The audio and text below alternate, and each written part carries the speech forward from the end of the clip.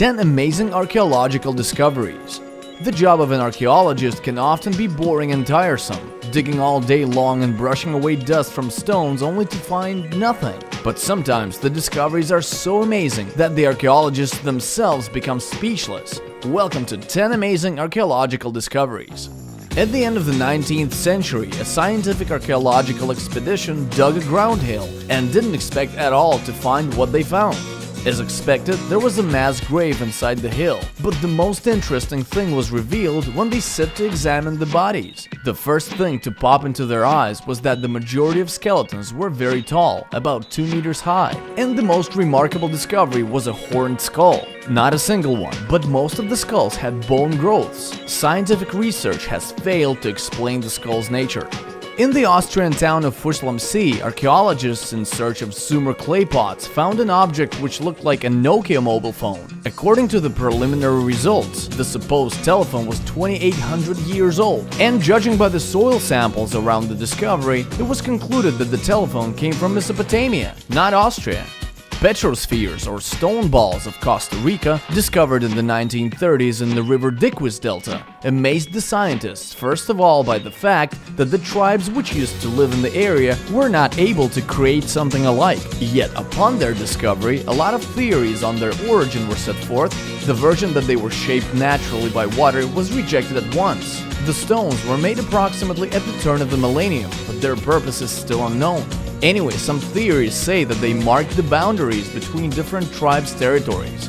Somewhat 2,000 years before Alessandro Volta was born, Mesopotamia already had electricity, though not like electricity of today. The first known battery of 6 AD caused a sensation upon its discovery. That was a 13-centimeter jar with the bottleneck filled with bitumen, and an iron rod with corrosion traces was wired through it. Inside the jar there was a copper cylinder with an iron stud in it.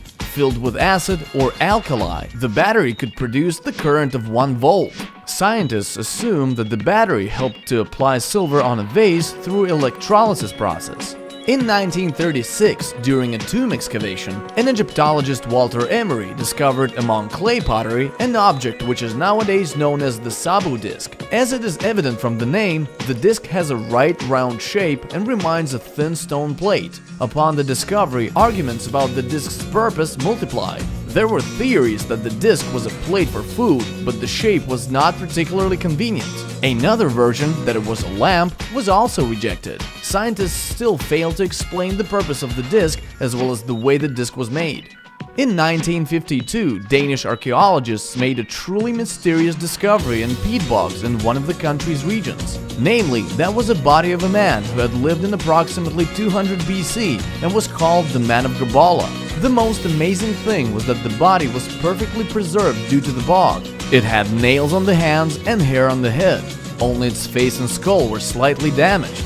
Thanks to the well-preserved state of the body, it was possible to determine the cause of death, the cut from the ear to the throat. The specialists also managed to find other injuries and even find out what the man ate before death. Moa is a bird species extinct in the 15th century which inhabited New Zealand. This bird was as tall as around 4 meters and weighed nearly 250 kilos. Archaeologists from all over the world know the cases when remains of these huge birds were found and the bird's appearance was reconstructed on their bases. That was before an expedition in New Zealand went to the cave system of Mount Owen. It was in the caves that the expedition discovered a mummified bird's claw. Its state was so intact that it was first assumed that its owner had just died, but then it was found out that the claw belonged to a Moa bird. In 2013, a mammoth body was discovered in Yakutia, home to nearly a half of mammoth graves. It could have been an ordinary case, but for one thing, the mammoth's blood was fresh. When the scientists drilled the ice, they accidentally hit the mammoth's stomach, and the blood went streaming from it. Apart from perfectly preserved and fresh blood, some parts were practically not affected by time either. Thanks to this discovery, scientific circles hope that mammoth cloning will soon be possible. Turin Shroud is a Christian relic, a 4-meter linen cloth in which, according to a legend, Jesus Christ's body was wrapped after his sufferings and death. Despite numerous arguments about the cloth's ingenuity from the religious point of view, the shroud represents an interest for science. For example, various researches are being carried out in order to find out how somebody managed to depict a man on the shroud, supposedly Christ. Turin's shroud is valuable to scientists from the scientific point of view. At the same time, it also became a revelation for believers too.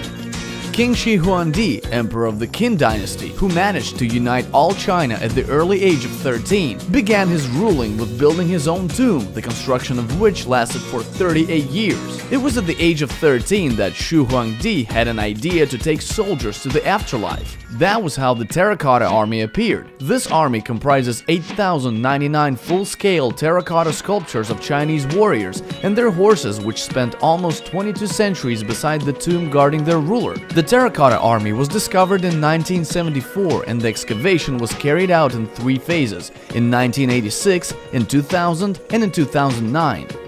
And for me, the most surprising discovery is your likes and comments. Subscribe to my channel and leave your likes. That's all for today.